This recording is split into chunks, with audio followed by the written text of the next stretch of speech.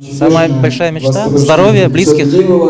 Самое основное, как бы это банально ни звучало. Внеземная, наверное, это, которая направлена на перспективу, это то есть, ну, как бы это ни звучало странно, но не то чтобы странно, а замысловато, но попасть в рай.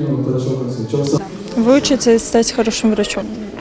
Хочу знать как можно больше, хочу быть образованной, хочу объездить весь мир. Стать известным художником за пределами Крыма. Халқымыз инкишафта болынсын, яңы şeylerini öğrensin, yaxşı terbiyeli olsunlar. Çünkü mektepte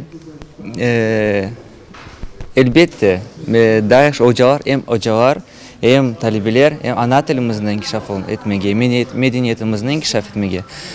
Ve inşallah яңы sınırlarını geçmege, maniyalarını geçip, яңы зервелерге келмеге, иншаллах. Мечта поднять крымско-татарскую культуру, именно современную, а это значит музыкальную в нашем плане, на довольно достойный уровень, который, ну, как бы люди уже заждались. Ну, не все как бы останавливается на свадьбах, на вечеринках и на тому подобных мероприятиях.